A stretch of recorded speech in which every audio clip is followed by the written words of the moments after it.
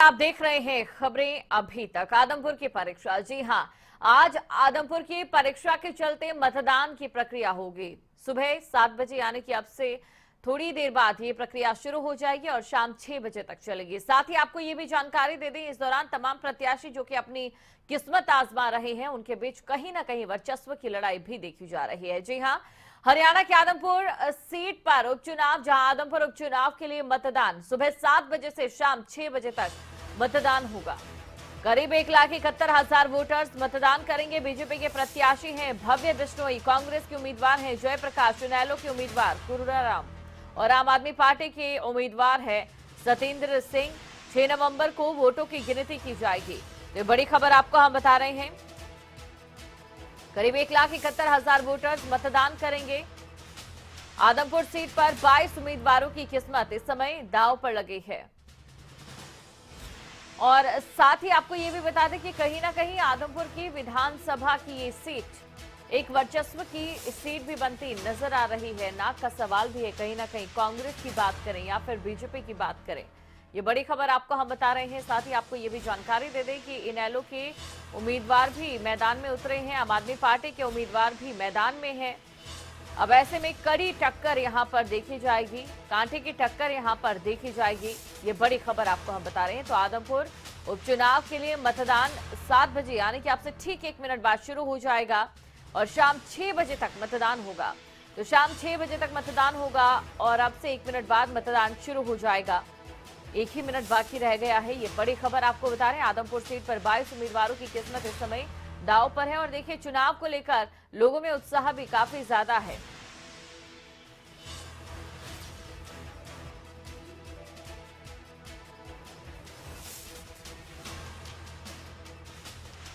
और इसी खबर पर अधिक जानकारी के साथ संवाददाता विकास बिश्नोई आदमपुर से लाइव हमारे साथ जुड़ चुके हैं। तो चलिए सीधा उनके पास चलेंगे और उनसे जानेंगे। इस समय देखिए, मतदान तो शुरू हो ही गया है लगभग। अगर विकास बात की जाए आदमपुर की, सबसे पहले तो ये जानना चाहेंगे कि किस तरीके की तैयारियां हैं, क्योंकि बड़ा दिन है आज आदमपुर के लिए।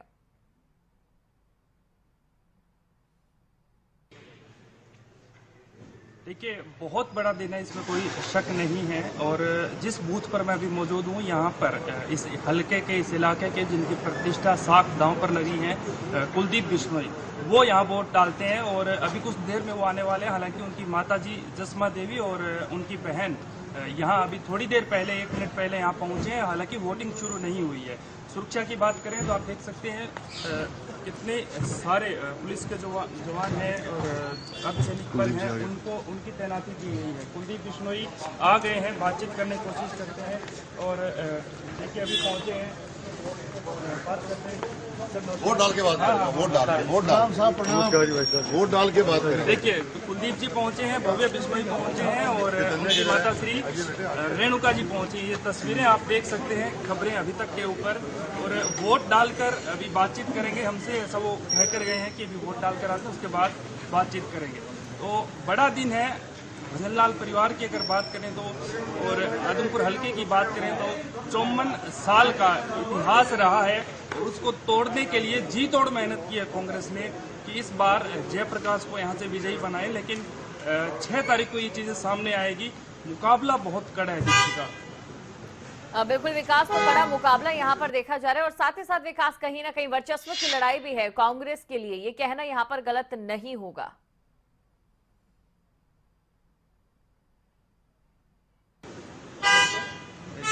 बिल्कुल बहुत बड़ी बात आपने कही है, क्योंकि अगर यहाँ से कांग्रेस जीतती है तो बहुत बड़ा बूस्ट उनको मिलेगा। अब जितनी भी जनसभाएं हुई भूपेंद्र सिंह हुड्डा की, उसमें एक साथ नारा दिया गया कि पूर्व सीएम और भावी सीएम, यानी कि उनको प्रोजेक्ट कर रहे हैं कि जब आगे 2024 में चुनाव होंगे हरियाणा में, तो जाहिर सी बात है भूपेंद्र सिंह हुड्डा और उदयमान के नेतृत्व में लड़ा जाएगा और भूपेंद्र सिंह हुड्डा एक बार फिर से सीएम बनेंगे। हालांकि ये बात की बातें हैं, लेकिन ये जो चुनाव है, ये बीजेपी के साथ साथ कांग्रेस तो है ही, लेकिन भजनलाल परिवार के लिए भी ये प्रतिष्ठा का सवाल है, क्योंकि इतने सालों से ये जीतते आए हैं। अब इतने साल बाद, 26 साल का सूखा था, अब सरकार में आए हैं, तो जाहिर सी बात है कुछ लोग सरकार के साथ जाना चाहते हैं। बार बार अपील भी करते रहे हैं कुलदीप बिश्नोई की अब आपके जो काम अधूरे थे उन कामों को हम पूरा करेंगे। लेकिन कांग्रेस की तरफ से बार बार यही बात कही कि एक इतना मौका आपने इन लोगों को दिया है, आने वाले जो 1.5 से 2 साल है वो हमें दे के दीजिए, एक बार आप दीजिए, उसके बाद आप देखिए कि अगर हम काम नहीं करेंगे तो हम वोट मांगने भी नहीं आएंगे। यानी कि इमोशनल टच भी दिया गया, लोगों से भावुक अपील भी की गई, और भजनलाल परिवार क्योंकि इसको अपना पारिवारिक हल्का मानता है तो लोगों से बाहरियों को, क्योंकि कलायत से आते हैं जयप्रकाश, और आम आदमी पार्टी थोड़ा बेवकूफ पर है, हालांकि संभावनाएं कुछ भी हो सकती है, क्योंकि जिस तरह से आम आदमी पार्टी ने धमाका किया था दिल्ली में, पंजाब में, किसी को उम्मीद नहीं थी, तो संभावनाएं कुछ भी हो सकती है। लेकिन सीधा मुकाबला दीक्षिका जो है वो जयप्रकाश में और कुलदीप बिश्नोई के बेटे भव्य बिश्नोई में है। इसमें कुलदीप बिश्नोई के लिए पॉजिटिव जो चीजें हैं वो ये है कि पहले वो अकेले थे, उनकी पत्नी थी और उनके बेटे भव्य थे, लेकिन अब पूरी की पूरी हरियाणा सरकार, सभी राज्यसभा सांसद, सभी लोकसभा सांसद हर एक हलके में गए हैं, हर एक गांव में गए हैं, हर एक ढाणी में, क्योंकि यहाँ ढाणियों में लोग ज्यादा रहते हैं, तो ढाणी में पहुंचे हैं, हर वोटर तक पहुंचे हैं और उनको समझाने की कोशिश की गई है। सरकार ने जो 8 साल मनोहर सरकार की हुए हैं, उनकी नीतियां, उनकी नीयत समझाने की कोशिश की गई है, और यही वजह रही है कि इतना दिलचस्प मुकाबला हुआ है। एक बड़ी बात दीक्षिका यहाँ ये है कि जब चुनाव डिक्लेयर हुआ तो जयप्रकाश कहीं फाइट में नहीं थे। क्योंकि लोगों को ये था कि भजनलाल परिवार का वर्चस्व रहा है यहाँ, और वो जाहिर सी बात है वो आराम से जीत जाएंगे। लेकिन चुनाव आखिर तक आते आते ये बहुत कड़ा मुकाबला हो गया है, नेक टू नेक फाइट है। कहीं भी आप किसी को भी कमजोर नहीं कह सकते कि जेपी कमजोर है या भव्य बिश्नोई कमजोर है, लेकिन बहुत चीजें मायने रखती है इस हल्के में। जो बिश्नोई बाहुल्य गांव है, करीब 30-35 हजार जो वोट हैं वो कुलदीप बिश्नोई के साथ अक्सर चलते आए हैं, उनका पारिवारिक वहां रिश्ता है। तो जब गिनती होगी तो 30-35 हजार के बाद होगी कुलदीप की, लेकिन जयप्रकाश का या खुद का वोट नहीं है, उनकी गिनती जो होगी वो 2 नंबर से होगी। दूसरी बात, जो कुलदीप बिश्नोई के पक्ष के गांव है वो बहुत बड़े गांव है, 10-10, 12-12 हजार वाले वोट गांव है, और जो दूसरे जयप्रकाश के जहां होल्ड ठीक ठाक है उन गांव में 2,000-2,500 वोटर्स हैं। ये चीज भी मायने रखती है, एक वोटिंग परसेंटेज भी मायने रखता है, क्योंकि जो कुलदीप बिश्नोई के समर्थित गांव है वहां 90% से ऊपर मतदान होता है, और दूसरे गांव में जहां, क्योंकि हरियाणा में अक्सर कहीं भी चुनाव हो तो जात पात के हिसाब से टिकटें दी जाती है, जात पात के हिसाब से जाति देखकर ही कैंडिडेट को उतारा जाता है, तो वो समीकरण भी यहाँ मायने रखते हैं। जो जाट समुदाय के वोट हैं उन गांवों में वोटिंग प्रतिशत अक्सर कम रह जाता है। यही वजह होती है कि हर बार कुलदीप बिश्नोई के परिवार से जो भी चुनाव लड़ता है उसको अच्छा खासा मार्जिन मिल जाता है। लेकिन इस बार क्योंकि उपचुनाव है, कोई नहीं चाहता कि उसका वोट ना डले। हर पार्टी, हर कैंडिडेट, हर कार्यकर्ता ये चाहता है कि ज्यादा से ज्यादा वोटिंग परसेंटेज हो, और जो नतीजे आएंगे उसमें कहीं ये किसी को भी मलाल ना रहे कि अगर वोटिंग प्रतिशत इतना होता तो शायद ये नतीजे और होते। बिल्कुल विकास, देखिए आप हमारे साथ बने रहिए, आगे भी आपसे हम जानकारी लेंगे, और इसी बीच आदमपुर उपचुनाव को लेकर दर्शकों को हम बाकी जानकारियां भी दे दें। इसी के साथ बड़ी खबर दर्शकों को हम बता देते हैं। जी हां, क्योंकि देखिए आदमपुर उपचुनाव के लिए मतदान शुरू हो चुका है, और आपने देखा कुलदीप बिश्नोई भी मतदान करने के लिए पहुंच चुके हैं, उनके बेटे भव्य बिश्नोई भी वहां पर पहुंच चुके हैं, इसके साथ ही उनका परिवार वहां पर पहुंचा है, और उनसे भी खबरें अभी तक बातचीत करेगा। लेकिन बड़ी खबर आपको हम बता दें, आदमपुर उपचुनाव को लेकर प्रशासन की तरफ से कड़ी सुरक्षा की गई है। बड़ी खबर आपको हम बता रहे हैं, आदमपुर के रण की अगर बात करें तो आदमपुर उपचुनाव में कड़ी सुरक्षा व्यवस्था की गई है, और पूरी तरह से शांतिपूर्ण और निष्पक्ष चुनाव कराने की तैयारी यहां पर है। और चलिए आपको बताते हैं किस तरीके से प्रशासन ने अभी तक क्या कुछ किया है और कितनी तैयारियां प्रशासन की ओर से की गई हैं। तो ये जानकारी आपको दे दें कि आदमपुर के रण में चारों प्रत्याशियों के बारे में भी हम आपको बताएंगे। सुरक्षा में चूक की कोई गुंजाइश नहीं है। संवेदनशील बूथों पर अतिरिक्त पुलिस बल यहां पर तैनात की गई है, और साथ ही एक्टिव मोड में पेट्रोलिंग पार्टियां रहेंगी। इसके अलावा मतदान केंद्रों से 200 मीटर की दूरी पर टेंट लगाए गए हैं। अपनी पूरी वर्दी में ही पुलिसकर्मी होंगे। चुनाव बूथों पर सीसीटीवी की निगरानी भी है, ताकि किसी भी तरीके से, वहीं पार्किंग व्यवस्था को भी दुरुस्त रखा जाएगा, ताकि पार्किंग व्यवस्था के चलते भी कोई दिक्कत परेशानी ना हो। आदमपुर उपचुनाव में कड़ी सुरक्षा व्यवस्था यहां पर देखी गई है।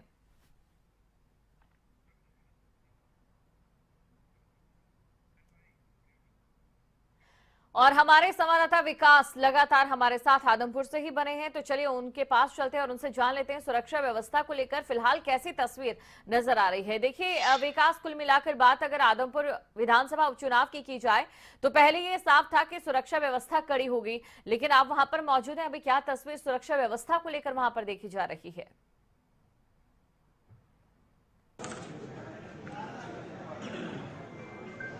देखिए, जब भी चुनाव होता है तो सुरक्षा के लिहाज से सबसे पहली जो चीज़ सामने आती है वो सुरक्षा आती है कि किसी तरह का किसी भी बूथ के ऊपर कोई लड़ाई झगड़ा ना हो, कोई असामाजिकता तो अंदर ना घुसे। और ये तस्वीरें मैं आपको दिखाता हूँ। देखिए, यहाँ पर बाकायदा अच्छी खासी संख्या में जवानों को तैनात किया गया है कि कोई भी बाहरी ऐसा शख्स, क्योंकि बूथ कैप्चरिंग की इस तरह की घटनाएं बहुत ज़्यादा होती है जब भी चुनाव होते हैं, तो इन चीज़ों को ठीक करने के लिए ये चीज़ें ना हो, शांतिपूर्ण तरीके से मतदान हो, उसके लिए ड्यूटियां लगाई गई है। हरियाणा पुलिस है, साथ में अर्धसैनिक बल के जवान हैं। और ये सिर्फ इस बूथ पर नहीं है, जितने 180 बूथ हैं आदमपुर हलके में, उन तमाम बूथों पर ड्यूटियां लगाई गई है दीपशिका। और क्योंकि उपचुनाव है, उपचुनाव में स्थितियां थोड़ी जो आम चुनाव होते हैं उनसे अलग होती है। हर कोई किसी की साख दांव पर लगी होती है और बहुत मायने होते हैं एक उपचुनाव के। अब हरियाणा में क्योंकि 2024 में चुनाव होने हैं, तो पीछे आपने देखा बड़ौदा में क्या हुआ, इलाहाबाद में क्या हुआ। सरकार नहीं चाहेगी कि वो नतीजे यहाँ पर रिपीट हो। और भव्य बिश्नोई को टिकट क्यों दी गई? क्योंकि वो बिल्कुल पिछले जो 2019 चुनाव हुए थे, पूरा जोर लगाया था बीजेपी ने, फिर भी 35,000 वोटों तक पहुंच पाई थी सोनाली फोगाट। बिल्कुल विकास, और इसी के साथ देखिए तस्वीरें भी यहाँ पर सामने आ गई। और सबसे पहले खबरें अभी तक पर ये तस्वीरें देख सकते हैं, कुलदीप बिश्नोई ने वोट डाल दिया है। ये बड़ी खबर आपको हम बता दें, और हर खबर पर सबसे पहले सबसे सटीक हम आप तक ये खबरें पहुंचा रहे हैं। तस्वीरें आपके सामने हैं। देखिए, कुलदीप बिश्नोई के जो बेटे हैं भव्य बिश्नोई, वो बीजेपी की ओर से चुनावी मैदान में उतरे हैं, आदमपुर के रण में उतरे हैं। और वहीं पूरा परिवार सुबह मतदान करने पहुंचा। 7 बजे से मतदान शुरू हो चुका है, 7:09 हो चुके हैं। और साथ ही जानकारी आपको दे दें कि यहां पर ही पहुंचे और उनकी ओर से अपने मत का इस्तेमाल किया गया। ये बड़ी खबर आपको हम बता रहे हैं। आदमपुर उपचुनाव पर महा कवरेज, खबरें अभी तक की ओर से, तस्वीरें आपके सामने हैं। कुलदीप बिश्नोई मतदान केंद्र पर पहुंचे, बूथ पर पहुंचे और उन्होंने अपने मत का इस्तेमाल किया है। उनके साथ उनके बेटे भव्य बिश्नोई और उनकी पत्नी भी मौजूद हैं। तस्वीरें लगातार हम आपको दिखा रहे हैं और सबसे पहले खबरें अभी तक पर ये तस्वीरें आप देख सकते हैं। और अब उनके बेटे की ओर से मतदान किया जाएगा। ये तस्वीरें आपको हम लगातार दिखा रहे हैं। सब परिवार वो यहां पर पहुंचे और अपने मत का इस्तेमाल करेंगे। जानकारी आपको दे दें कि इनके बेटे यानी कि भव्य बिश्नोई, जो कि पहले लोकसभा का चुनाव भी लड़ चुके हैं, फिलहाल विधानसभा उपचुनाव के लिए आदमपुर सीट से चुनावी मैदान में वो उतरे हैं। और काफी ज्यादा अहम आदमपुर की जो ये विधानसभा सीट है वो इसलिए मानी जानी गलत नहीं है, क्योंकि एक तरफ जिस तरीके से कुलदीप बिश्नोई कांग्रेस की तरफ से पहले यहां पर विधायक थे और उसके बाद मनमुटाव के चलते कांग्रेस से उन्होंने इस्तीफा दे दिया, बीजेपी उन्होंने ज्वाइन कर लिया और उसके बाद मैदान में उतारा अपने बेटे भव्य बिश्नोई को। और ये तस्वीरें आपके सामने हैं। हर खबर पर सबसे पहले हम आपको दिखा रहे हैं। रेणुका बिश्नोई ने भी यहां पर अपने मत का इस्तेमाल किया, तो रेणुका बिश्नोई ने भी अपने मत का यहां पर इस्तेमाल किया है। और साथ ही आपको ये जानकारी दे दें कि पूरा परिवार यहां पर पहुंचा है, मतदान कर रहा है और 7 बजे से मतदान शुरू हो चुका है। अब देखिए, आप भव्य बिश्नोई, ये बीजेपी के प्रत्याशी हैं, मैदान में उतरे हैं, चुनावी रण में हैं और उनकी ओर से भी अपने मत का इस्तेमाल किया जा रहा है। तो पूरा परिवार यहां पर पहुंचा है और मतदान यहां पर किया जा रहा है। ये तस्वीरें आपके सामने, सीधी तस्वीरें, सबसे पहले खबरें अभी तक पर हम आपको दिखा रहे हैं। तो ये तस्वीरें आपके सामने हैं, सीधी तस्वीरें आप देख सकते हैं। भव्य बिश्नोई ने भी अपने वोट का इस्तेमाल कर लिया है और वो खुद भी मैदान में उतरे हैं। बीजेपी की तरफ से, बीजेपी की टिकट पर चुनाव वो लड़ रहे हैं। आदमपुर विधानसभा का उपचुनाव यहां पर हो रहा है और देखिए, उन्होंने मतदान यहां पर कर लिया है। तस्वीरें आपके सामने हैं और इसके बाद अब वो बातचीत भी करेंगे। खबरें अभी तक से तो काफी अहम है विधानसभा का आदमपुर सीट के लिए ये चुनाव। इससे पहले कुलदीप बिश्नोई यहां से विधायक थे, लेकिन कांग्रेस के मनमुटाव के चलते उन्होंने इस्तीफा दे दिया और इसके बाद भव्य बिश्नोई यहां मैदान पर उतरे। बड़ी खबर आपको हम बता दें, बड़ी खबर, जहां हरियाणा के आदमपुर सीट पर उपचुनाव हो रहा है और उपचुनाव के लिए आज मतदान की प्रक्रिया जारी है। सुबह 7 बजे से मतदान शुरू हो चुका है। कुलदीप बिश्नोई ने मतदान किया। बड़ी खबर आपको हम बता दें, कुलदीप बिश्नोई ने मतदान किया है और रेणुका भी यहां पर पहुंची, उनकी ओर से भी मतदान किया गया।